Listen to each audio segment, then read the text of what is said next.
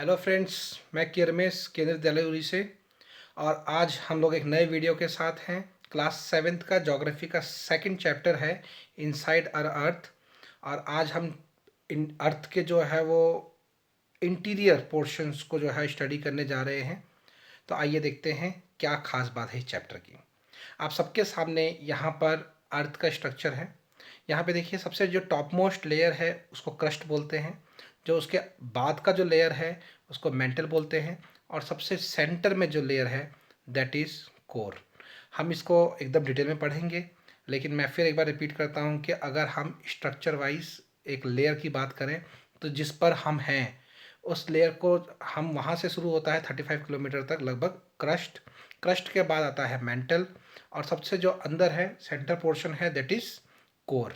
तो देखते हैं डिटेल में। आप देखिए, आपके सामने स्क्रीन पर यहाँ पर डेफिनेशन है क्रस्ट की। The uppermost layer over the earth surface is called crust. यानी जिस जमीन पर हम हैं, ठीक है, वहाँ से लगभग 35 किलोमीटर तक के डेप्थ में तक के एरिया को हम क्रस्ट कहेंगे। और ये मेनली रॉक्स पार्टिकल्स से मिलके बना है। और ये जितने भी तीन लेयर मैंने आपको बताए, सबसे पहला क्रस्ट, उसके बाद का मेंटल और उसके बाद का कोर, इन तीन लेयर्स में जो सबसे ऊपर का लेयर है जिस पर हम हैं दैट इज क्रस्ट। और ये सबसे थिनेस्ट यानी सबसे पतली लेयर है।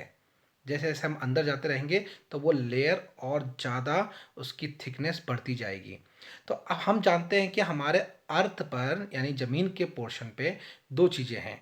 या तो कॉन्टिनेंट, जिस पे कॉन्टिनेंटल एरिया मिलेगा जहाँ ज़मीन है, या वो एरिया मिलेगा जहाँ पानी है जैसे कि ओशन, समुद्र। ठीक है, तो आइए एक बार फटाफट नज़र डालते हैं कि अगर ओशन है तो क्रस्ट की कितनी थिकनेस होगी। और अगर यहाँ पर जैसे आपको मैं डायग्राम पे दिखा रहा हूँ कि कॉन्टिनेंटल है तो क्रस्ट की कितनी डेप्थ मिलेगी, इसको फटाफट देखते हैं। देखिए, सबसे पहले हम देखने जा रहे हैं कि ओशियनेटिक क्रस्ट। ओशियनेटिक क्रस्ट मतलब जहाँ ओशन है उसके पानी के नीचे का जो जमीन रहता है ना, दैट इज वो भी क्रस्ट का पार्ट है, दैट इज ओशियनेटिक क्रस्ट। तो अब देखिए, सबसे पहले अगर हम ऊपर की बात करें तो पूरा पानी है समुद्र में, ओशियंस में। उसके नीचे की अगर हम बात करें तो आप देख सकते हैं यहाँ पर कि लगभग 5 किलोमीटर तक की डेप्थ है। ठीक है, तो ऊपर क्या हुआ, पानी, और उसके नीचे लगभग 5 किलोमीटर तक के ज़मीन को ओशियन में हम क्रस्ट के अंडर देखेंगे।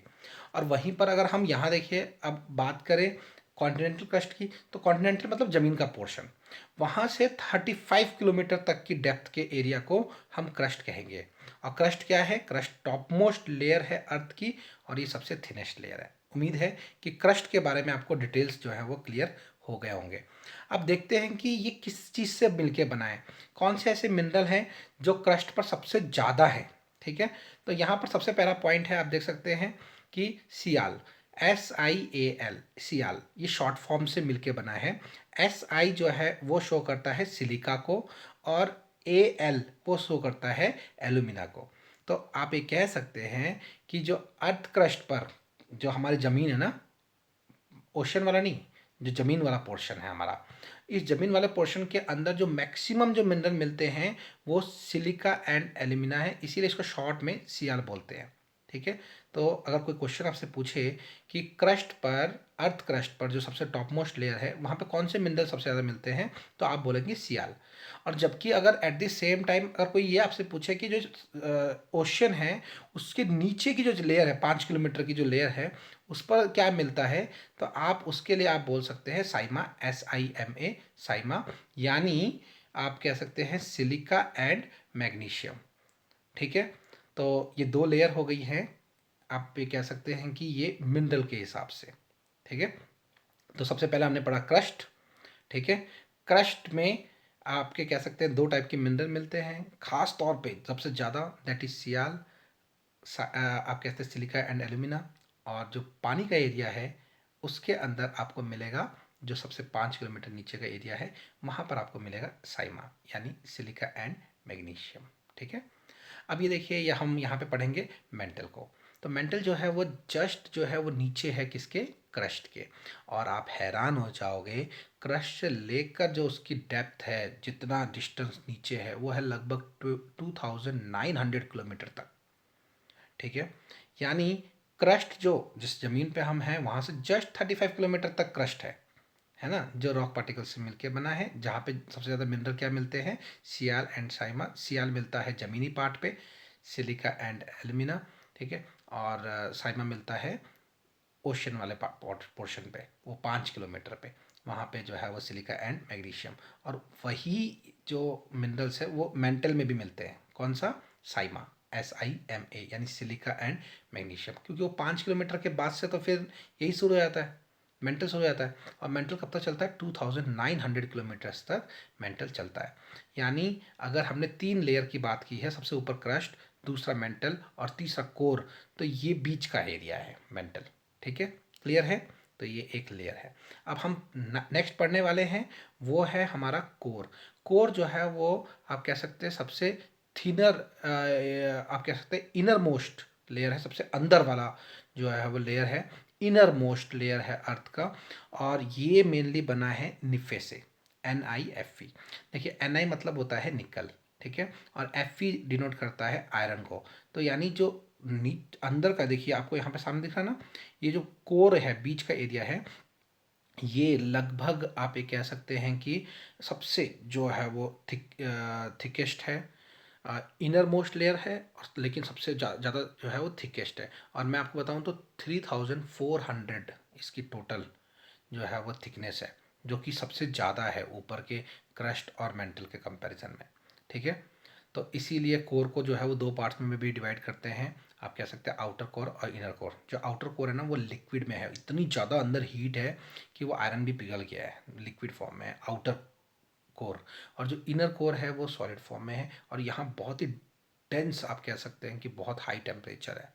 ठीक है, तो दोस्तों ये 3 लेयर्स आपको मैंने बताई। सबसे पहला बताया था क्रस्ट, दूसरा बताया था आपको मेंटल, और तीसरा बताया था कोर।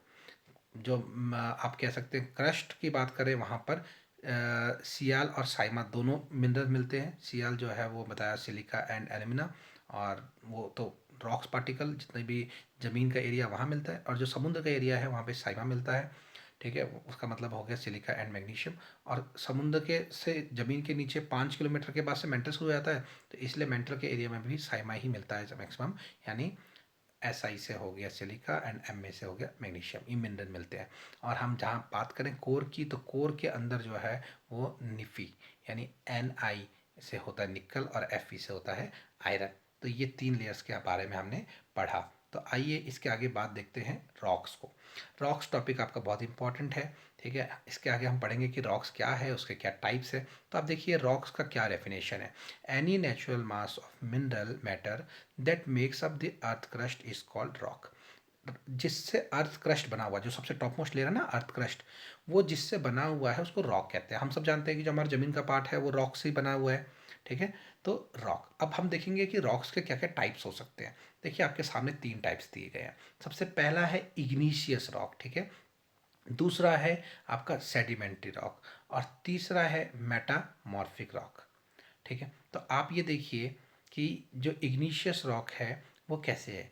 वो जब वॉल्केनो आता है ना, ज्वालामुखी वॉल्केनो, ठीक है, उसके अंदर से क्या होता है कि मैग्मा बाहर आता है। ठीक है, तो वो जब लावा बाहर आके लावा के फॉर्म में जब जमा हो जाता है, तो वो बहुत ही सूखने के बाद हार्ड हो जाता है। कई बार क्या होता है कि वो लावा ज़मीन के अंदर ही सूख जाता है।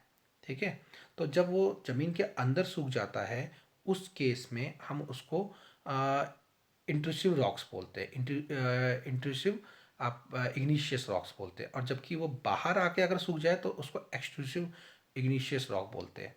ठीक है, तो इसके टाइप्स आपके NCERT में दिया गया, तो मैं आपको इसी के बारे में बता रहा हूँ कि इग्नीशियस रॉक्स क्या है।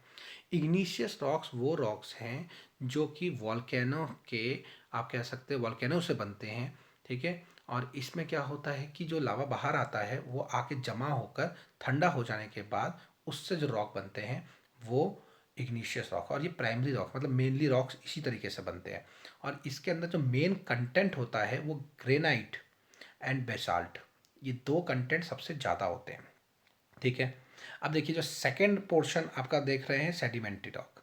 सेडिमेंट्री रॉक क्या होता है कि जो इग्निशियस रॉक है ना, जब ये छोटे छोटे पार्टिकल्स में टूट जाता है, ब्रेक डाउन हो जाता है छोटे छोटे पार्टिकल्स में, ठीक है, उनके पार्टिकल्स से मिलकर बाद में जो है वो जो रॉक्स बनते हैं, जैसे मान लो इग्निशियस रॉक छोटे छोटे पोर्शन में, छोटे छोटे, चाहे रिवर्स की वजह से नदियाँ जो है उसको तोड़ देती हैं, धीरे धीरे इरोजन करके ले आती है अपने साथ, या वेदरिंग होता है जहाँ पर एक बड़े बड़े आप कह सकते हैं रॉक के पार्टिकल्स टूट टूट के छोटे छोटे बन जाते हैं, उनसे मिलके जो आप कह सकते हैं कि जो रॉक्स बनते हैं उसको सेडिमेंट्री रॉक्स बोलते हैं, ठीक है। और इसके सबसे बेस्ट एग्जांपल हैं सैंडस्टोन्स एंड लाइमस्टोन, ठीक है। और थर्ड जो कैटेगरी है वो है आपका मेटामॉर्फिक। आप देख सकते हैं सामने, मेटामॉर्फिक में क्या होता है कि ये जो मेटामॉर्फिक है ना, ये बनता है ऊपर के ये दोनों, ठीक है। इग्निशियस से भी मेटामॉर्फिक बन सकता है, सेडिमेंट्री से भी मेटामॉर्फिक बन सकता है। होता क्या है, टाइम के साथ साथ जैसे जैसे चेंज होता है, आप कह सकते हैं कि टेम्प बहुत एक्सटेंसिव, आप बहुत ज़्यादा इंटेंस टेम्परेचर कंडीशंस के वजह से कई बार क्या होता है कि रॉक्स का जो स्ट्रक्चर होता है वो चेंज हो जाता है, और उस वजह से इग्निशियस रॉक्स जो है वो सेडिमेंट्री में या फिर मेटामॉर्फिक में कन्वर्ट हो सकते हैं, या सेडिमेंट्री रॉक जो है वो मेटामॉर्फिक रॉक में कन्वर्ट हो सकते हैं। तो मेटामॉर्फिक कोई अपने आप में अलग नहीं है, वो बनता इन्हीं के मॉडिफिकेशन से है। जैसे इग्निशियस के अंदर उसका कलर चेंज हो गया, उसका कंपोजिशन चेंज हो गया, तो हो सकता है वो मेटामॉर्फिक बन जाए। सेडिमेंट्री रॉक्स का जो है वो टेम्परेचर चेंज, मतलब उसके वजह से स्ट्रक्चर चेंज हो गया, कलर चेंज हो गया, उसका टेक्सटाइल चेंज हो गया, तो उससे भी जो है वो आप कह सकते हैं मेटामॉर्फिक रॉक बन सकते हैं। जैसे एग्जाम्पल के लिए मैं आपको समझाता हूँ, देखिए मेटामॉर्फिक के दो एग्जाम्पल दे रखे हैं यहाँ पे आपके, जैसे मार्बल है वो भी मेटामॉर्फिक का एग्जाम्पल है, स्लेट है वो भी मेटामॉर्फिक का एग्जाम्पल है। तो आप देखिए कि मार्बल, आप यहाँ पे देखिए, आप एक मिनट, आप देखो यहाँ पर आप देख सकते हैं स्क्रीन में, आप अगर यहाँ देखें तो यहाँ क्या लिखा हुआ है कि लाइमस्टोन। तो जो लाइमस्टोन है वो एक तरीके से सेडिमेंट्री रॉक है, लेकिन जब वो बहुत ज़्यादा इंटेंस हो जाता है तो वो मार्बल बन जाता है, मतलब उसका जब स्ट्रक्चर चेंज हो जाता है तो वो क्या बन जाता है, मार्बल। यानी जो संगमरमर है, जो मार्बल है जिससे ताजमहल बना हुआ है, वो हमारा किससे बना हुआ है, वो कन्वर्ट होता है किससे, लाइमस्टोन से। ऐसे ही आप देखिए सेकंड एग्जांपल है स्लेट। अभी स्लेट किससे बनता है, आप क्ले देखा है ना आपने, क्ले जब उसको इंटेंस टेम्परेचर में और उसकी क्लाइमेटिक अलग बहुत इंटेंस टेम्परेचर और उसके अंदर रख देते हैं ना, तो वो टाइम के साथ साथ उसका स्ट्रक्चर चेंज होते होते वो स्लेट बन जाता है। तो स्लेट भी मेटामॉर्फिक है, ठीक है। तो इस तरीके से आपको समझना पड़ेगा कि इग्निशियस जो है वो वॉल्केनो से निकलते हैं, उनसे कहीं बार टूट टूट के जो है वो सेडिमेंट्री रॉक बनते हैं, और मेटामॉर्फिक कैसे बनते हैं, इन दोनों के स्ट्रक्चर में चेंज होकर मेटामॉर्फिक बनते हैं। मेटामॉर्फिक कोई अलग से नहीं आया है, वो इन्हीं से बनकर इनके जो आप कह सकते हैं कि मॉडिफिकेशन है वो मेटामॉर्फिक है, ठीक है। अब आपको मैं कुछ एग्जांपल दिखा रहा हूँ। पहले आप अपने लेफ्ट साइड देखिए, आपके सामने रेड फोर्ट है, ठीक है, दिल्ली में हमने रेड फोर्ट देखा है ना, ठीक है। इसके जो ये एक रेड सैंडस्टोन से बने हुए हैं, तो वो भी एक तरीके से रॉक के पार्टिकल्स हैं, ठीक है, वो भी मिनरल्स हैं। और आप अपने जो है वो राइट साइड देखिए, ताजमहल, हम सब जानते हैं कि ताजमहल जो है वाइट मार्बल से बना है। अब आप देखिए मार्बल किसका एग्जाम्पल है, मेटामॉर्फिक रॉक का, ठीक है। अब मेटामॉर्फिक है तो वो किसी से तो बना होगा।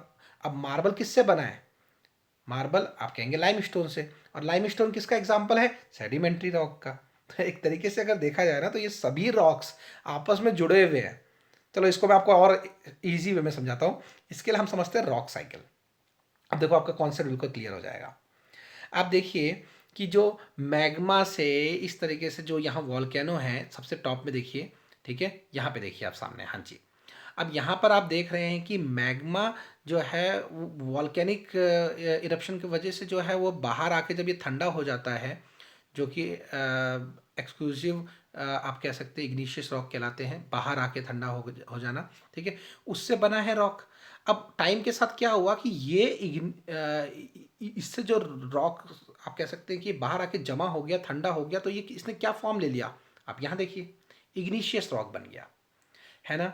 अब ये इग्निशियस रॉक जब छोटे छोटे पार्टिकल्स में, अब नीचे देखिए, छोटे छोटे पार्टिकल्स में जब ये टूट जाता है, अब ये कहेंगे कैसे टूटता है, इसको चाहे वो नदियों का जो पानी होता है ना, वो लगातार इसको आप कह सकते हैं घिस घिस के इरोजन कर करके इसके टुकड़े तोड़ देती है, या फिर कहीं बार क्या होता है बायोटिक रीजन्स के वजह से पहाड़ों के अंदर जो है वो कुछ रैट्स होते हैं, ठीक है, या फिर आप कह सकते हैं क्लाइमेटिक कंडीशन की वजह से कहीं पर कुछ क्रैक्स आ जाते हैं, वो क्रैक्स धीरे धीरे धीरे धीरे बढ़कर टुकड़े टुकड़ों में टूट जाते हैं।